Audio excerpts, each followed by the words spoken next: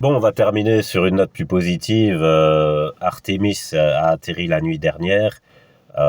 Personnellement, j'ai assisté, enfin atterri, améri, pardon, parce que atterrir c'est se poser sur terre, amérir c'est se poser sur la mer. Donc ils ont améri euh, la nuit dernière.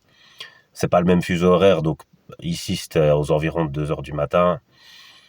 Et c'était incroyable. D'ailleurs, j'ai un peu raté une partie. J'ai vu juste la fin et après j'ai vu la rediffusion. C'était incroyable parce que c'est la même scène qu'à la fin d'Apollo 13, quoi. Et tu vois ça en direct. Donc moi, ça m'a fait un truc, les gens, vous pouvez pas imaginer.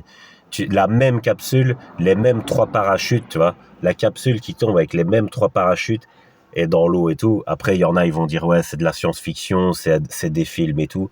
Écoutez, les gens, moi, je peux un peu vous comprendre sur ça parce que à notre époque, on sait difficilement distinguer le vrai du faux si on n'a pas une structure interne qui est assez développée. Donc, on est tout le temps dans une forme de doute. Et voilà. Et puis, comme il y a eu beaucoup de mensonges au travers de toutes les crises, il y a beaucoup plus de complotisme, hein. Les gens, ils croient plus en rien, hein, de ce qui vient des médias, de l'élite ou quoi, tu vois. Voilà, depuis le Covid, c'est fini. Il y a tellement eu de désinformation et de mensonges. Donc il y a plein de platistes, il y a plein de gens qui croient que c'est Stanley Kubrick qui a filmé pour le fait que les gens, fait que les astronautes en 69 aient marché sur la Lune. Sur ça, j'admets que je peux poser un doute parce qu'il y avait une course avec les soviétiques et donc peut-être que cette course était trop rapide et qu'ils n'avaient pas les moyens et donc peut-être que à cette époque-là, je dis bien à cette époque-là, ils ont pu faire un coup comme ça, un coup de communication comme ça. C'est possible qu'ils aient fait semblant d'être allés sur la Lune les premiers pour gagner la guerre de la communication et que les soviétiques ralentissent leur plan lunaire, on va dire. C'est possible. Ça, c'est une hypothèse plausible qu'on peut garder donc. Euh, mais depuis, les gens, tu vois, par exemple, les platistes ou les gens qui croient pas au fait qu'on aille dans l'espace, ton GPS, il marche comment, gars? Sérieusement, tu vois, s'il n'y avait pas de satellite, qu'on ne savait pas aller dans l'espace, comment t'aurais un GPS? Tu vois? Aussi, il y a des gens qui disent, ouais, le soleil et la lune, en fait, c'est des lampes, tu vois? Comme on met des lampes ici dans la rue. Donc le soleil, bah, c'est une lampe jaune et la lune, c'est un néon, quoi. Et en fait, on est dans un dôme, comme dans le Truman Show. Je dis, bon, pour les gens qui ont jamais pris l'avion, peut-être que le doute persiste. Je ne sais pas. Enfin, mais pour ceux qui ont pris l'avion, quand tu montes très haut dans le ciel, là, tu vois bien que, enfin, tu vas loin quand même avec l'avion. Tu vois ce que je veux dire? Enfin, tu vas très haut, quoi. T'as pas l'impression que si c'était un dôme, il serait vraiment très grand, le dôme. Qui aurait construit ça, sérieux? Vous voyez, faites aller votre logique, les gens. Si vous croyez pas les médias et l'élite, au moins essayez de passer par la logique et de trier ce dont on peut douter et ce qui peut être certifié par la logique. Voilà. Donc, on a vu les astronautes sortir de la capsule, vraiment comme dans Apollo 13. Moi, j'ai regardé cette partie-là. Donc, ils sortent de la capsule. Ils sont emmenés sur un petit bateau à moteur. Et puis, les hélicoptères viennent les chercher. Donc, il y avait deux hélicoptères. Un hélicoptère pour deux astronautes, parce qu'ils étaient quatre en tout. Et puis après, ils vont sur un genre de porte-avions, donc ou un porte-hélicoptère, je sais pas comment on appelle ça, mais enfin, c'est vrai que c'était plus petit qu'un porte-avions, donc voilà. Et chaque hélicoptère a atterri d'un côté du porte-hélicoptère, près du bord. Peut-être, je sais pas pourquoi ils vont pas au milieu, peut-être pour éviter d'écraser des gens ou voilà, peut-être pour qu'il y ait assez de place de manière certaine pour pas que les hélicoptères se touchent avec leurs hélices, je ne sais pas. Enfin bref, ils ont atterri chacun d'un côté. Et puis après, j'ai vu l'interview de la femme astronaute, la seule qui était sur la mission. Et puis après, la NASA a coupé et ils ont mis des rediffusions. Donc voilà. Et je trouvais ça extraordinaire, vraiment. Comme je vous dis, ça m'a touché beaucoup parce que c'est vraiment la même scène qu'à la fin d'Apollo 13, quoi.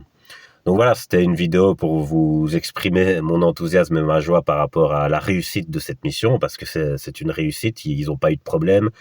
Ils ont battu le record de distance, ils ont pu observer la face cachée de la Lune. Il y a pas eu de problème à l'aller et au retour, donc vraiment nickel, super.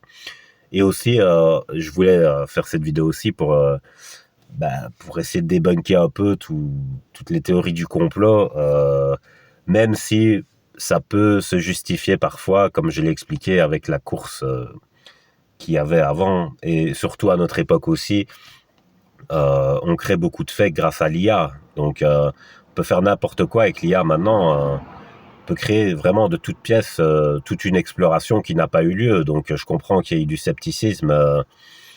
Après, comme je vous dis, il faut essayer de vivre à son époque, de voir un peu où en est la technologie, même s'il y a des technologies qui sont secrètes, surtout les technologies concernant l'armée. Et ils ont toujours un temps d'avance. Ce que vous apprenez, l'armée le savait déjà 10 ans avant. Hein. Donc voilà, c'est toujours comme ça. Hein. C'est pour garder une forme de pouvoir, de contrôle des situations, etc. Donc c'est comme ça. Mais bon, ici, pour débunker un dernier truc, j'ai vu des gens qui disaient, ils avaient vu l'interview d'un astronaute qui disait, on n'a pas d'ascenseur en fait pour pouvoir aller sur la Lune, on n'a plus d'atterrisseur en gros. Il faut en refabriquer un ou quoi. Il y a des gens qui disent ah bah on avait un atterrisseur en 69 qui était tout pourri et on n'en a pas à notre époque. C'est bizarre ça, tu vois. Donc c'est bizarre qu'en 69 ils avaient un matériel qui était complètement nul. Ils ont réussi à se poser sur la Lune, à ramener de la roche et tout. Et à notre époque, normalement, avec une technologie beaucoup plus avancée, on galère ou je sais pas quoi. Mais en fait, les gens, il faut que vous compreniez un truc dans la vie. C'est parce que la plupart des gens que moi j'appelle les chèvres, je suis désolé d'avoir ce mépris, mais bon, c'est un peu comme ça. Ils croient que quand ils vont au magasin, c'est les cigognes qui ont amené les vêtements, tu vois. En gros, ils y connaissent rien en logistique ni en entrepreneuriat. Et donc, ils croient que les choses se font comme ça, genre, tu vois, coup de baguette magique, boum, tout apparaît, genre.